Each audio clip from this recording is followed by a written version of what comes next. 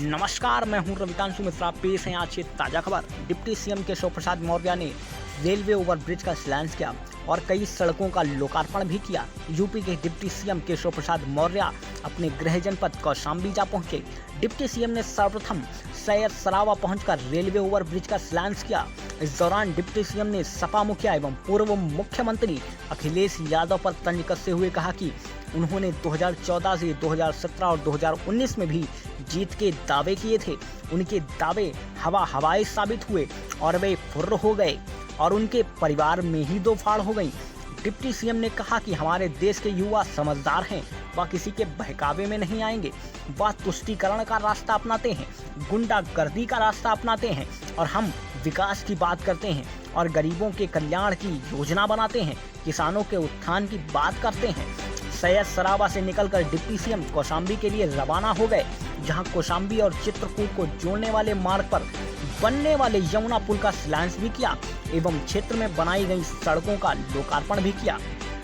उसके बाद deputy CM Sujatpur railway crossing और उसके ऊपर बन रहे ओवरब्रिज और अतसराय में बन रहे ओवरब्रिज का शिलान्यास भी किया।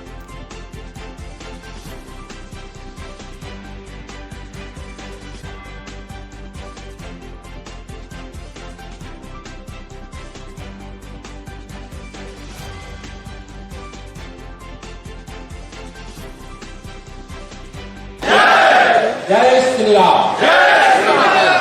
ठीक है। भारतीय जनता पार्टी की हमारे जिले की अध्यक्ष श्रीमती अनीता त्रिपाठी जी, चाहे कि हमारे लोकप्रिय विधायक श्री संजय गुप्ता जी, डिमांड इतनी है कि आप सब समझ सकते हो, इतना दिया जा रहा है तब भी संजय जी कह रहे हैं और देना। जिले की प्रथम नागरिक के रूप में यहाँ उपस्थित श्रीमती कल्पना सोनकर जी, हमारे लोकप्रिय सांसद और राष्ट्रीय सचिव विनोद सोनकर जी आना चाहते थे, मुझे फोन किए क्योंकि संसद का सत्र चल रहा है और वहाँ बहुत लगातार प्रतिरोध किया जा रहा है तो वो आ नहीं पाए। तो उसका भी मैं उनका इसलिए उल्लेख कर रहा हूँ कि आप सबके संज्ञान में भी लाल बहादुर जी हमारे मंझनपुर के विधायक आप सबके बीच से उठ करके गए हैं। उनके क्षेत्र में भी कार्यक्रम है। हमारी बहन पुष्पा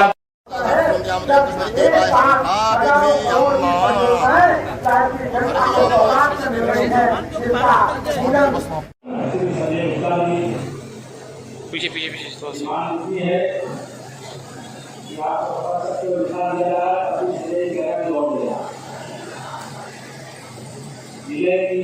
कौशाम्बी का अधिकार है। पिछले 70 सालों से कौशाम्बी के लोगों का वोट लिया गया और धोखा दिया गया था। भारतीय जनता पार्टी की सरकार जब से केंद्र में बनी है, प्रदेश में बनी है, जब से यहाँ से भाजपा के सांसद और विधायक बने हैं, तब से मैं समझता हूँ कि जो 70 साल में नहीं हुआ है वो 7 साल के अंदर केंद्र और प्रदेश सरकार के माध्यम से हम लोगों ने किया है।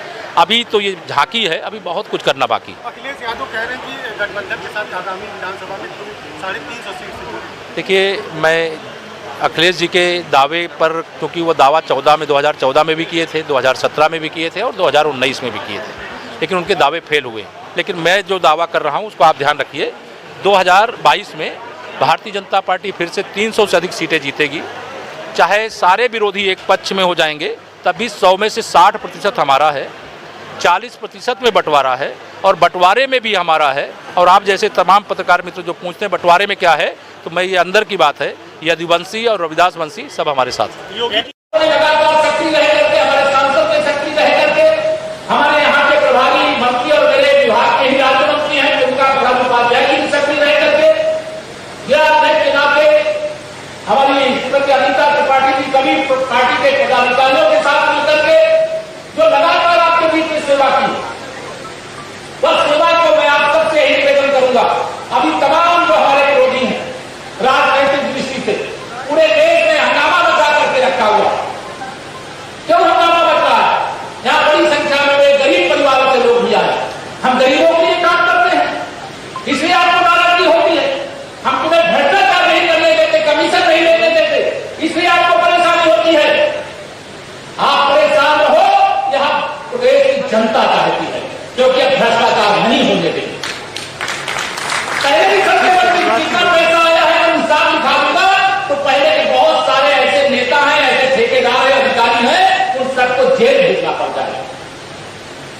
अभी बन रही है, सड़कें बन रही है, सेतु बन रहे हैं, बिजली की उपलब्धता हो रही है। कुछ कमियां होंगी, हम ये नहीं कह रहे कि सारा कुछ हमने ठीक कर दिया। जो कमियां हो गई रह गई होंगी उनको भी ठीक करके दम लेंगे, उनको भी हम समस्या को बना नहीं रहने देंगे। अभी कई चीजें विधायक जी ने एक विधानसभा की गिनाई है, पूरे जिले की गिनाए तो क्या होगा, पूरे मंडल की गिनाए तो क्या होगा, पूरे प्रदेश की गिनाए तब क्या होगा। आप कल्पना करिए विकास की गंगा किस प्रकार से जनपद के अंदर बह रही है और विरोधी अंदर अब उनके पास विरोध करने के लिए कुछ है नहीं। गरीब आदमी को कोरोना का इतना भारी संक्रमण और इस संक्रमण काल में भी कोई भूखा न रहे। एक गरीब माँ बाप का बेटा जब देश का प्रधानमंत्री बनता है तो उन्होंने भारत सरकार के खजाने को खोलने का काम किया।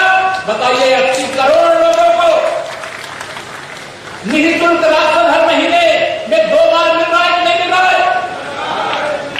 ये काम पहले भी सरकारें कर सकती थी, लेकिन पहले की सरकारों का एक लक्ष्य होता था कि अगर हम 100 रुपया गरीब के लिए भेजने की योजना बनाएंगे तो उसमें 85 रुपया उनकी पार्टी के दलाल खा जाएंगे, कमीशन खोर खा जाएंगे। लेकिन जब हमारी सरकार है, आपकी सरकार है, गरीबों की सरकार है, पिछड़ों अनुसूचित जातियों की सरकार है, हमारे तमाम कार्यकर्ताओं के परिश्रम और पसीने की सरकार है, जवानों की सरकार है, किसानों की सरकार है, तो दिल्ली से अगर 2000 रुपया किसी किसान के खाते में प्रधानमंत्री किसान सम्मान निधि का भेजा जाता है तो पूरा 2000 रुपया आपके खाते में आता है। ऐसी खबरों के लिए डेटम टुडे न्यूज़ को सब्सक्राइब कीजिए। आप भी जुड़िए, अपने दोस्तों को भी जोड़िए।